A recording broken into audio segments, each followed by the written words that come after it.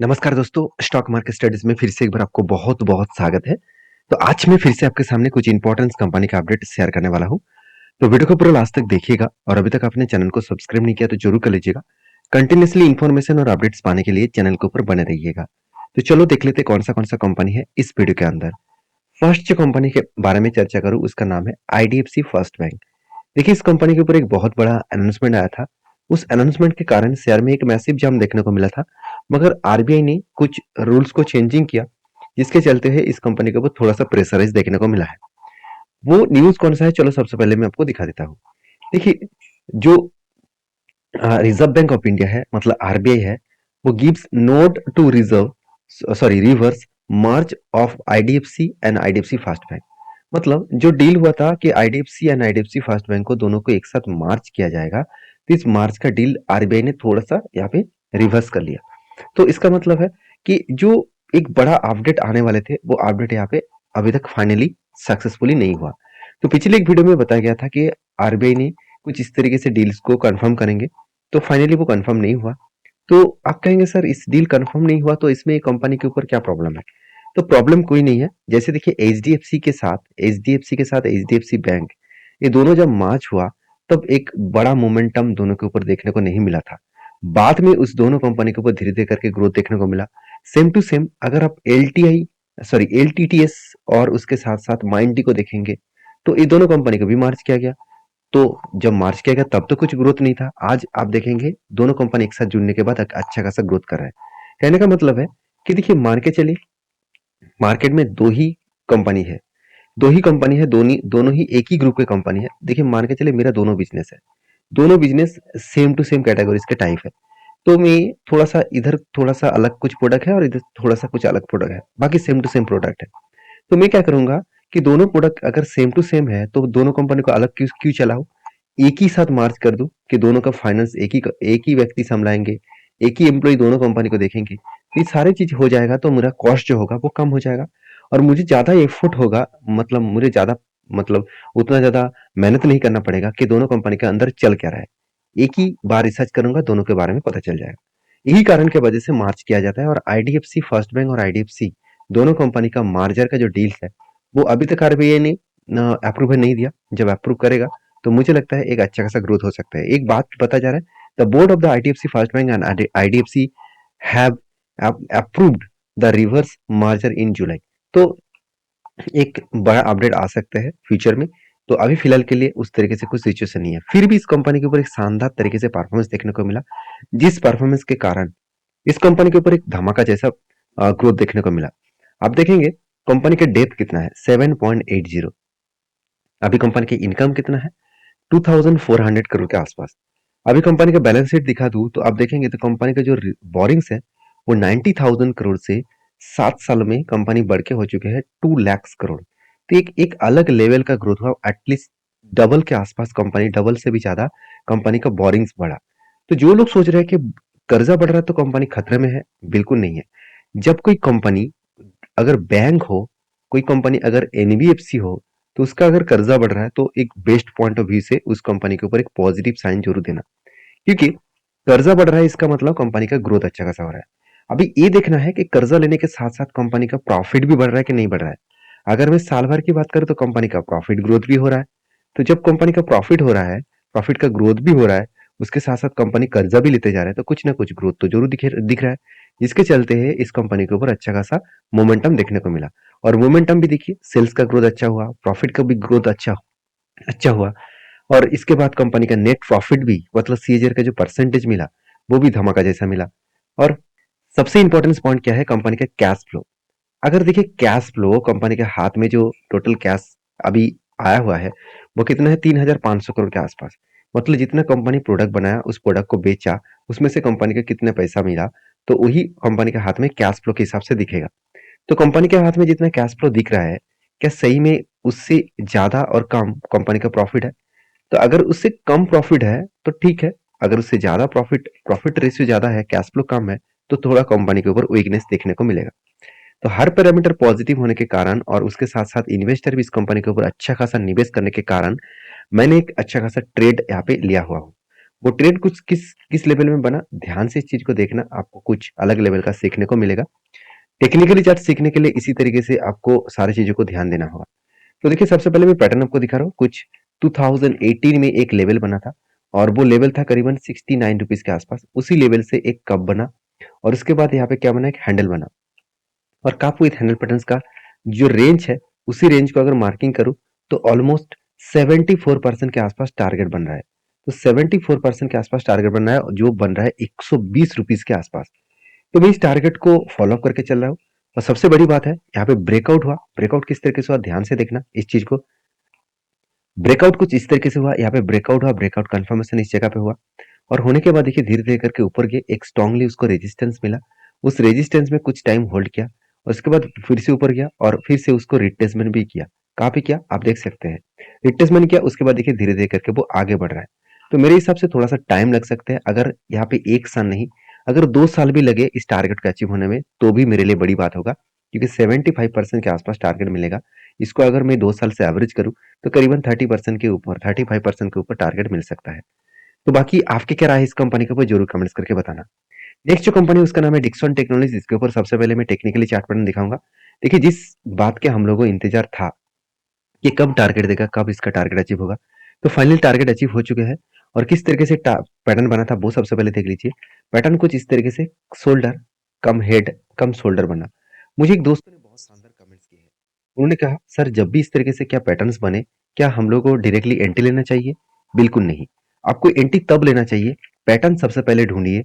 उसके बाद उस पैटर्न को आप अगर ब्रेकआउट होना, यहाँ पे होना तैयार हो चुके हैं और ब्रेकआउट भी हो चुके हैं, तो इस एंट्री लेने से पहले आपको दो चीजों को ध्यान रखना है कि आप जिस कंपनी के ऊपर एंट्री ले रहे हैं, क्या वो उस कंपनी पेनी स्टॉक है?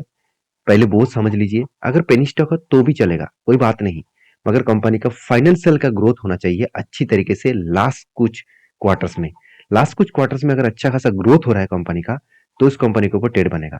तो मैंने 2023 में अगस्त मंथ में जब इसका ब्रेकआउट हुआ था, मैं थोड़ा सा जूम करके आपको दिखा देता हूँ, आपको अच्छा खासा देखने को मिलेगा, सीखने को देखने को मिलेगा। तो यहाँ पे देख सकते हैं कंपनी के ऊपर यहाँ पे ब्रेकआउट हुआ था और फाइनली इस लेवल में ब्रेकआउट कंफर्मेशन हुआ था। तो ब्रेकआउट और ब्रेकआउट कंफर्मेशन का मतलब क्या है, जब भी कुछ इस तरीके से रेंज बने तो उस रेंज को मार्किंग करना, उसके ऊपर कोई ग्रीन कैंडल क्लोजिंग होना चाहिए और इस ग्रीन कैंडल क्लोजिंग को कहूंगा मैं ब्रेकआउट, और उसके बाद कोई ग्रीन कैंडल उसके ऊपर क्लोजिंग होना चाहिए, उसको कहूंगा मैं कंफर्मेशन। तो जब इस तरीके से कोई कंफर्मेशन मिले तो कभी ना कभी वो रिट्रेसमेंट करेगा, तो उस लेवल के बाद आपको टारगेट जरूर मिलेगा। धीरे धीरे करके देखिए कंपनी क्या किया, यहाँ पे टारगेट को अचीव किया। और ये टारगेट जब अचीव हुआ, वो टारगेट अचीव कहाँ तक था, वो एटलीस्ट इसका टारगेट जो बना था तो करीबन करीबन 6667 के आसपास। तो इस, सॉरी मैं एक बार लिखना चाहता हूँ, 6667 के आसपास जो टारगेट निकल के आ रहा था, करीबन 44% के आसपास। और 127 दिनों में कंपनी टारगेट का अचीव किया। तो आप 4 and 5 मंथ्स आप बोल सकते हैं, तो 5 मंथ बोल सकते हैं, 5 मंथ में कंपनी आपको 44% के आसपास रिटर्न दिया। तो इसलिए मैं बार बार बोलता हूँ इस सारी चीजों को सीखिए, सीख कर काम करिए। आप हमेशा क्या करते हैं ना, आप हमेशा टिप्स के लिए इधर उधर भटकते रहते हैं। आपको बहुत बार लगता है कि चलो इस चैनल ने अच्छा खासा कुछ स्टॉक बता दिया, मेरा टारगेट हो गया, तो अच्छी कंपनी अच्छे आ, मतलब रिसर्च करते हैं। जब मेरा कोई एक दो कंपनी के ऊपर जब टारगेट नहीं होगा तो आपको लगेगा कि ना ये बेकार रिसर्च करते हैं। तो ये माइंडसेट को चेंज करिए। देखिए मेरा मकसद यही है कि हर कोई इंडिविजुअल वो इन्वेस्टर और ट्रेडर बने और खुद सीख कर बने, ऐसे नहीं कि किसी के टिप्स लेकर बने। मैं कभी भी टिप्स के ऊपर डिपेंडेंट कभी भी नहीं रहा हूँ। हाँ, जब मार्केट में नए आए थे तब इस तरीके से टिप्स लेकर काम कर रहे थे और तब मुझे पता चला कि मेरा लॉस कहाँ पे हो रहा है। और जब मैंने खुद सीखा, जब मैंने कोर्सेज किए, उसके बाद सीखा, तब मैं ये सारी चीज आपके साथ आज शेयर कर पा रहा हूँ। देखिए मैं आपके पास एक एक रुपया भी मतलब चार्जेस नहीं ले रहा हूँ, और मैं बहुत सारे पैसा देकर मैं इस तरीके से कोर्स को सीखा हूँ। और मैं आपके साथ इसीलिए शेयर कर रहा हूँ क्योंकि बहुत सारे लोग इतने ज्यादा पैसा एफोर्ड नहीं कर सकते हैं। मैं भी बहुत मेहनत करके मेरे सारे पूंजी जुटाकर मैं सारे कोर्स को किया और 1 साल तक बैक टेस्टिंग किए, उसके बाद काम करना स्टार्ट किया इक्विटी में एक दो क्वांटिटी के साथ। जब मुझे कॉन्फिडेंस मिले तब मैं ज्यादा क्वांटिटी के साथ ट्रेड किया। तो आप भी इसी तरीके से काम करिए। देखिए इस मार्केट में जल्द से जल्द पैसा बनेगा, इस मतलब सेंटिमेंट को लेकर आगे मत बढ़िए, क्योंकि यहाँ पे आपको टाइम देना पड़ेगा। क्योंकि कोई भी आप बिजनेस करें, कोई भी आप काम करें तो 1-2 साल में आप सक्सेसफुल नहीं रहेंगे। आपके लिए टाइम लगा होगा। तो कहने का मतलब है सारी चीज़ों को सीख कर काम करिए। तो डिक्सन टेक्नोलॉजीज़ के बारे में एक ही बात कहूँगा कि इस कंपनी के ऊपर फिलहाल के लिए कुछ सिचुएशन अगर बनता है, तो फिर से मैं कुछ ट्रेड लेने के लिए तैयार रहूँगा। क्योंकि इस कंपनी का परफॉर्मेंस आपको बहुत शानदार तरीके देखने को मिलेगा। क्वार्टर रिजल्ट आप देखेंगे तो कंपनी इस बार हाईएस्ट नहीं, आज तक की सबसे टॉप प्रॉफिट जनरेट किया और आज तक की 3 डिजिट्स तक प्रॉफिट को लेके गया। जब इस तरीके से प्रॉफिट को ग्रोथ होता देखने को मिले, तभी मैंने इस तरीके से ट्रेड लिया था। उसके साथ-साथ इन्वेस्टर भी खुद का होल्डिंग को बढ़ा रहा था, तो ये भी मुझे एक प्लस पॉइंट देखने को मिला। ये सारे पॉइंट्स को आपको फॉलो करना है, उसके बाद काम करना है। ऐसे नहीं कि चार्ट पैटर्न्स बना, ट्रेड ले लिया, ऐसे बिल्कुल मत करिए। नेक्स्ट जो कंपनी उसके बारे में बात करूँ उसका नाम है सीडीएसएल। देखिए सीडीएसएल के ऊपर भी मैं बात करूँ तो इसके ऊपर भी टेक्निकली चार्ट पैटर्न कुछ शानदार तरीके से बना था।